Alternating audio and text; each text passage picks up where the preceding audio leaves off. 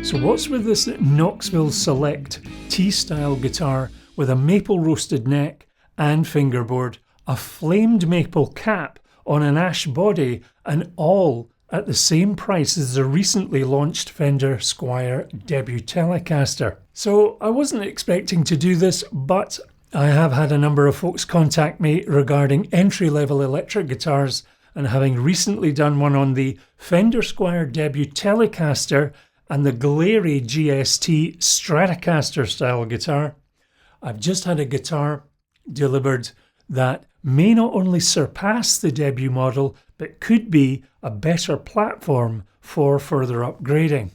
However, I did encounter an unfortunate problem with the first guitar that I was sent. Now, as I've mentioned before, my channel is better known for American-built Fender guitars from the USA Professional to the beautifully crafted custom shop 1950s and 60s models, and yet I find myself unboxing yet another entry-level Fender-esque style guitar. And the question is, could this be a good base for an upgrade?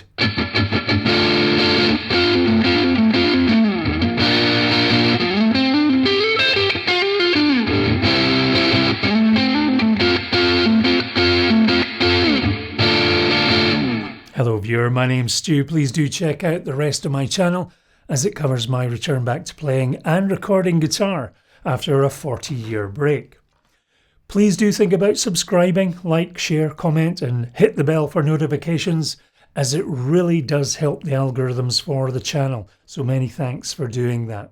So it's £65 delivered to your door. Given a better set of strings, the Glary GST is a great beginner's guitar.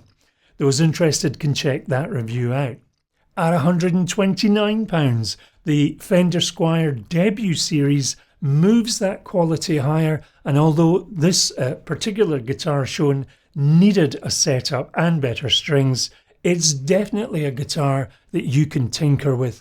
And in fact, in the next video, that's exactly what I'm going to be doing, and here are just some of the upgrade goodies that should turn that entry-level Telecaster into something quite special. Do subscribe and hit the bell to get notifications when I upload those videos. So, what's with this Knoxville Select T-style guitar with a maple roasted neck and fingerboard, a flamed maple cap on an ash body, and all at the same price as the Squire debut Tele? It was while doing some research on entry-level guitars I remembered a budget guitar that a friend dropped into the studio, rescued from a local rubbish tip, and you can see that review on my channel in the Q&A playlist.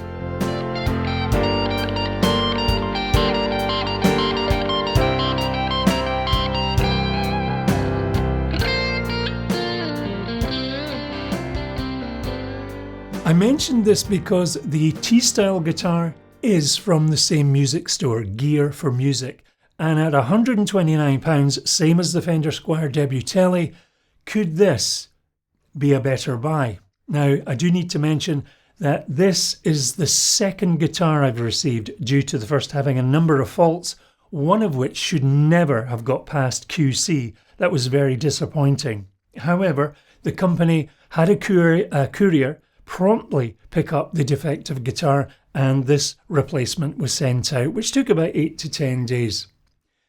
Is the new one perfect? Nothing that can't be remedied, and I'll address that later in my likes and dislikes further on in the video. So coming up, number one, the guitar and its specifications and a couple of things I needed to attend to. Number two, what it sounds like. Number three, points of interest. Number four, my likes and dislikes. And number five, conclusion, final remarks, such as, is it worth upgrading or using as a base for a custom build project? So without further ado, number one, the doorbell rang. And for the second time in comes a cardboard box with a replacement guitar. This is double boxed and typical packing quality at this price point. Now the guitar comes within a lightweight gig bag.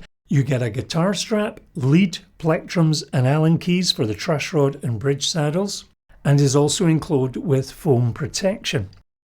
The guitar, as you can see, is a Telecaster shaped guitar, although the headstock is clearly different from the Fender design, and it goes by the name of the Knoxville Select Electric Guitar and branded Gear for Music. At the time of this video, there were 3 colours available: trans green, denim, and the one I have here is in this trans black finish.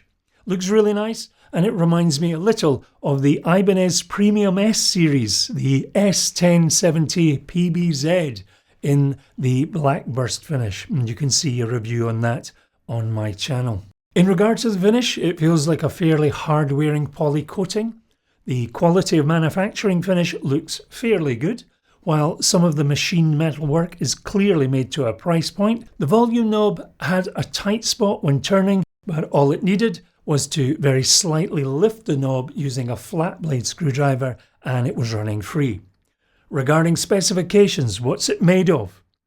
Well, the top face is a flame maple and the body is made of ash. My American Pro Telecaster body is made of ash, and together they are quite comparable in weight.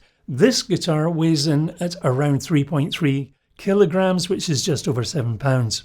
Sporting a single ply black pickguard with a humbucking pickup at the neck and the traditional single coil at the bridge. Now, I'm not sure what they are, but let's remember this guitar is £129. And of course, there's the 3-way selector alongside the volume and tone controls.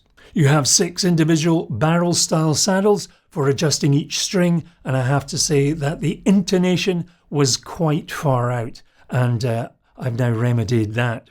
The bridge plate resembles the classic ashtray style, although it is the top loading type. The neck is a 4-bolt attachment, while the body has a heel carve compared to the squared off traditional Tele style. The neck is roasted maple and relatively slim, very comfortable in the hand. The fretboard is also roasted maple with 22 frets. Not quite sure what they're made of, but I will say they are comfortable and they are well finished off. Up at the headstock there are fairly typical budget chrome die-cast tuners, which do feel budget. I did need to tighten the peg heads just a little, but they're adequate, and the usual truss rod adjustment with supplied Allen key. Now, I normally restring these budget guitars because the strings are usually a bit lackluster, and while these feel okay, the guitar really could do with a good set of strings. Now, as time is a bit tight for me just now, they will suffice for this video review. So number 2, how does it sound? Well, I'm going to be playing through the Blackstar Studio 10 6L6 combo amplifier. You can see my review on that. Now, the little Blackstar is moderately priced. It's got pretty good clean tones, gentle overdrive tones, and the ability to dial up the distortion if you wanted to. So a good choice to illustrate an entry-level guitar. Just a wee note for anyone watching that's new to electric guitar playing. When it comes to choosing an amplifier, a well-made amplifier married to the right high-quality speaker really does make a difference. It also comes at a price. Even a very costly guitar can sound lackluster through a poor backline. So a quick starter for beginners, you may want to check out my Vox portable amp plug review. You might just find this a great way to get started.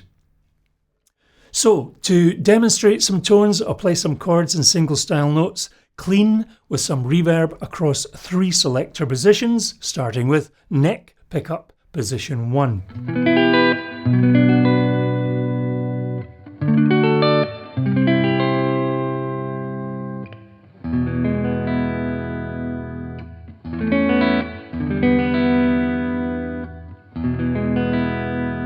Position 2,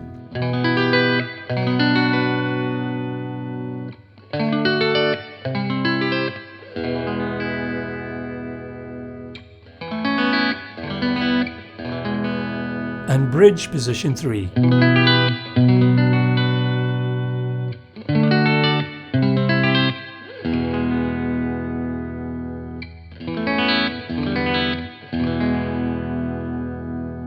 And now adjusting the amplifier controls for a moderate overdrive tone with reverb, I'll demonstrate a few tones and general riffs.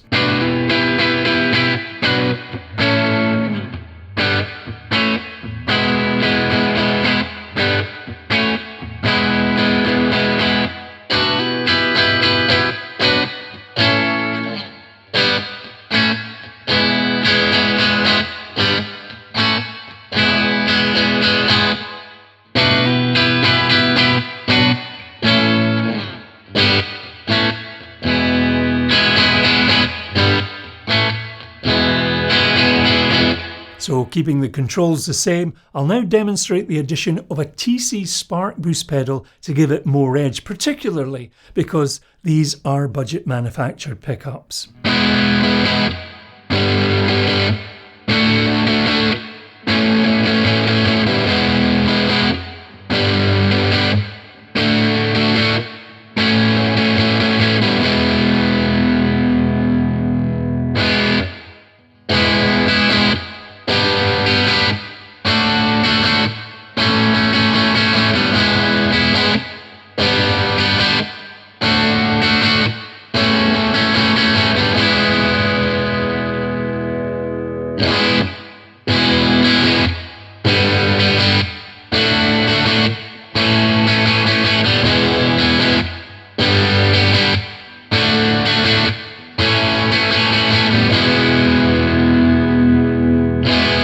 For those interested, you can see my review on the TC Electronic Spark Boost pedal. So number 3, things I'd personally mention that might be of interest. As I'm in the process of building a custom-built T-style guitar to rival my Fender custom shop Telecasters, yet costing a great deal less, more on that to come, I will be taking the quality parts I'll be using for that guitar to upgrade the Fender Squire debut Telecaster to see if it's worth upgrading and doing various alterations. And I suppose I'll need to decide if I should do the same with this. Let me know in the comments if you'd like to see me do that. Of course, I'll need to get a humbucker. Number 4, likes, dislikes. What do I like? Well, I'm thinking of those who are starting out or working within a budget, or perhaps looking for a project guitar to upgrade. For the money, it's an attractive looking guitar, complete with a simple gig bag and accessories. It really is quite nice in the hands. Now, it came with a low set action, easy on your fingers, although in this case, intonation was required because playing anywhere past the 5th fret, it was just not sounding right. Now, the roasted maple neck and fingerboard are very comfortable. The frets are very nicely finished off.